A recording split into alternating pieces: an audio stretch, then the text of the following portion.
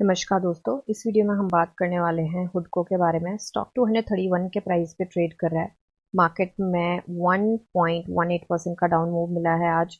46,000 करोड़ से ऊपर का मार्केट कैप है। स्टॉक का पी इंडस्ट्री पी से नीचे है and growth adjusted P ratio काफी अच्छी स्टेज पे है। स्टॉक अभी के लिए 50 एंड 200 दोनों डीएमए से ऊपर ट्रेड कर रहा है। पी रेशो 1 के टाइम स्पेन पे मीडियन से बिल्कुल छोटू सी नीचे है। जून का रिजल्ट देखते हैं इसका कैसा आता है। तो यहाँ पे तो कुछ खास अच्छा नहीं आया था, यहाँ पे भी नहीं और यहाँ पे भी नहीं। तो जून का रिजल्ट कुछ खास अच्छा नहीं आता है। लेट्स सी इस बार क्या देखने को मिलता है। अभी के लिए कोई शेयर होल्डिंग पैटर्न न्यू नहीं है, तो चलते हैं इसके चार्ट पे।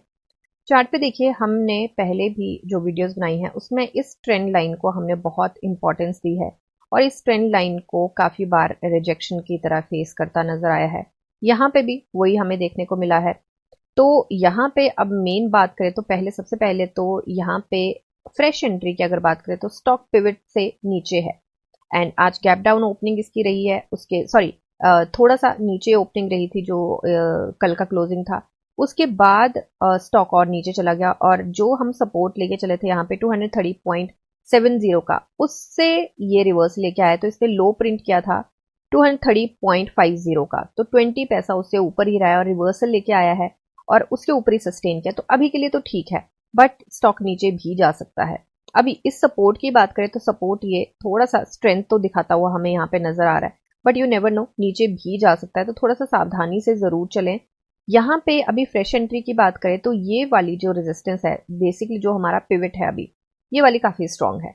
तो 236 जब तक ब्रेक नहीं करता तब तक मुझे लगता है कि एंट्री नहीं बनती है। In fact to be very precise, तो यहाँ पे ये जो रेजिस्टेंस है हमारी 240 के बाद यहाँ पे मुझे लगता है कि काफी फिर यहाँ पे लिक्विडिटी जोन बहुत है। तो इसको ब्रेक करके ऊपर सस्टेन कर जाता है, तब यहाँ पे मुझे लगता है एंट्री बन सकती है। उससे पहले थोड़ा सा यहाँ पे डिलेमा में है स्टॉक। और अभी निफ्टी की बात करें तो निफ्टी ने भी कुछ अच्छा साथ नहीं दिया है, डाउन मूव ही देखने को मिला है, फ्लक्चुएशन जरूर रही थी। तो जब तक थोड़ा सा, और कल है Friday and Friday is also called as trap day, तो थोड़ा सा वहां पे ट्रैप होने से बचें एंड जो भी मूव रहता है वॉल्यूम के ऊपर खास ध्यान रखें, सेंटिमेंट्स के ऊपर ध्यान रखें। कल के वॉल्यूम की बात करें तो 4.92 मिलियन का था, आज का वॉल्यूम 2.76 मिलियन का था। तो ये अच्छी बात है कि हमारे रेड कैंडल पे वॉल्यूम कम हुआ है। तो सेलर्स ने डोमिनेट तो किया है, यहाँ पे बहुत रहा है, शॉर्टर्स ने डोमिनेट किया है और डोमिनेंस देखने को मिली है क्लियरली। बट ये है कि वॉल्यूम थोड़ा कम है। अब यहाँ पे इसमें डिमांड देखते हैं, डिमांड क्या है। रेजिस्टेंस तो है हमारी लिक्विडिटी का है यहाँ पे, बट रिवर्सल भी मिला है थोड़ा सा, यहाँ पे भी काइंड ऑफ रिवर्सल मिला है। तो डिमांड यहाँ पे बहुत ज्यादा नहीं है, यहाँ पे थोड़ा लिक्विडिटी का ज्यादा है। तो थोड़ा सा संभल के जरूर चलें। एक बार बीएससी पे चलते हैं।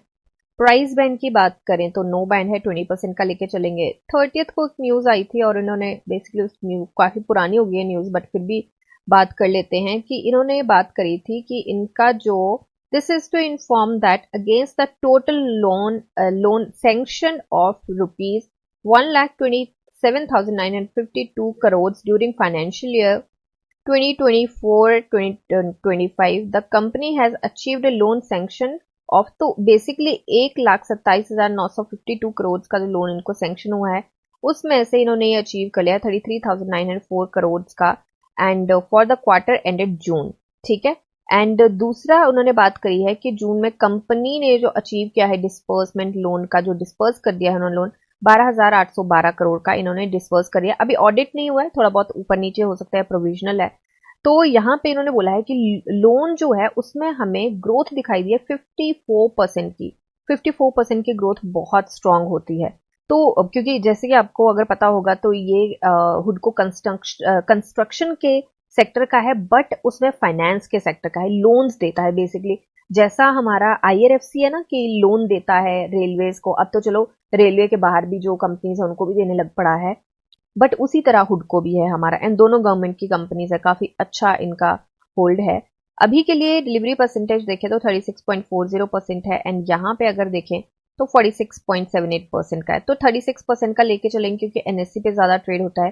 तो डिलीवरी परसेंटेज ओकेश गया है, यहाँ पे डिलीवरी उठाई जरूर गई है, बट फिर भी थोड़ा मुझे लगता है संभल के चलना चाहिए। और यहाँ पे टारगेट की बात करें कि जब अगर ये ब्रेक हो जाता है हमारा 240 का, तो 240 के बाद भी रेजिस्टेंस हमारी काफी रहती है, बट फिर भी हम यहाँ पे हमें रेजिस्टेंस रहेगी 255 के आसपास, 6.50% के टारगेट है, बट उसको अगर ये ब्रेक कर देता है तो हमारी रेजिस्टेंस नेक्स्ट आती है 274 के आसपास।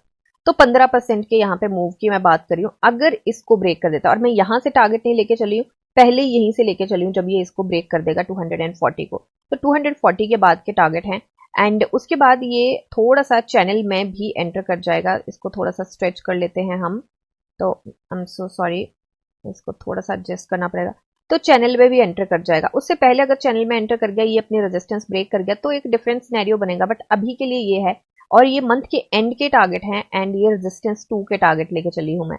अब बाकी जो सेंटीमेंट है, ग्लोबली कोई न्यूज आ जाती है तो हम इस टारगेट को रिवाइज करेंगे, बट अभी के लिए हम ये टारगेट लेके चले हैं 273 के आसपास के, इस मंथ के एंड के। बाकी डिपेंड करता है कि रिजल्ट बीच में आ जाता है और कैसा रिजल्ट आता है, तो उसके अकॉर्डिंग भी हमें थोड़ा सा रिवाइज करना पड़ेगा। तो ये मेरी एनालिसिस है, कोई बाय सेल होल्ड की रिकमेंडेशन है। मिलते हैं नेक्स्ट वीडियो में, तब तक के लिए शुक्रिया एंड हैप्पी इन्वेस्टिंग।